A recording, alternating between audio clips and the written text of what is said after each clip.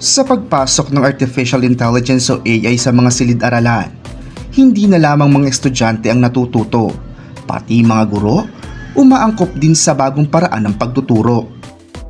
Mag-aapat na taon na si Teacher Mikey De Leon sa Eton International School. Isa siya sa mga educators na unti-unting isinasama ang AI sa pagtuturo sa mga bata. Sa harap ng mabilis na pagdami ng impormasyon online, hindi madali para sa mga estudyante ang unawain at salain ang impormasyong kanilang nakikita.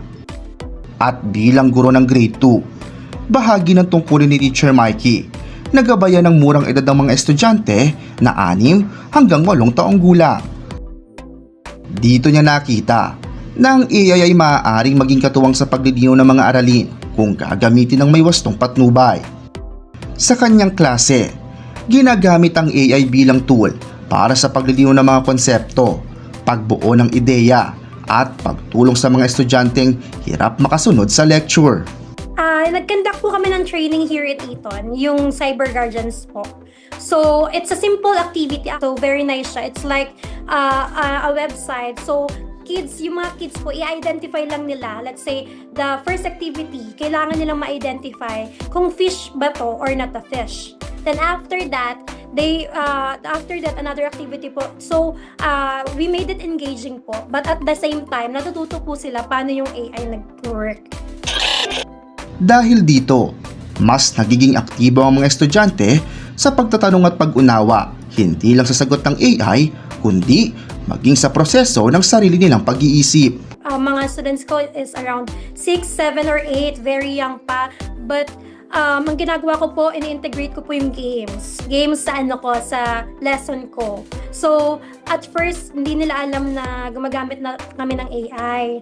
But, sabi ko sa kanila, yung games na ginagamit natin, AI po yan. Yung paggawa ko ng games, I made it using an AI application or website. So, ganun din. Through that po, nalalaman na din ng mga bata.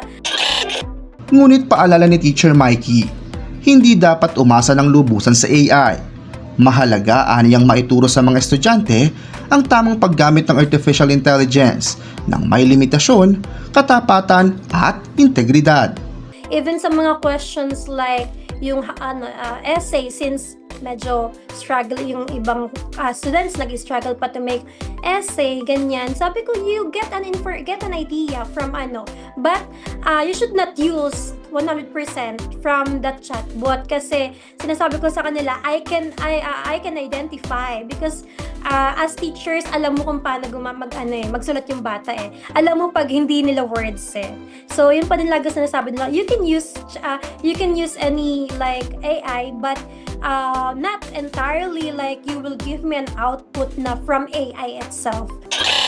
Kaugnay niyan, aminado si Teacher Mikey sa mga hamon ng paggamit ng AI tulad ng posibilidad na maling impormasyon at ang pag-usbong ng mga teknolohiyang kayang i-humanize ang AI outputs. Ngunit para sa kanya, hindi ito dahilan para iwasan ng AI.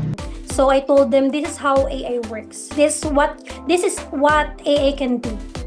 So at least they must be aware pa din kasi sa mga negative effect ng AI. But at the same time, natututo pa din sila. Hindi ko naman sila tinatakot, but I always remind my students that while AI can help them, the learning should still come from them as well.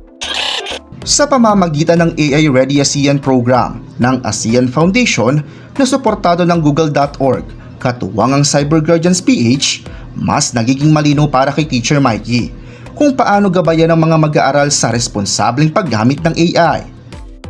Natutunan din niya na hindi lang mga estudyante at kapwa niya guro ang kailangang mag-adjust, pati mga magulang ay kailangang maging handa sa digital innovation. Very informational talaga yung training, very helpful, especially sa teachers. Especially sa teachers talaga kasi doon ma-realize mo talaga na everyone must know AI, not only teachers, not only students, even parents. So highly recommended to join this program and training so they get to know more about AI, to dive more into AI.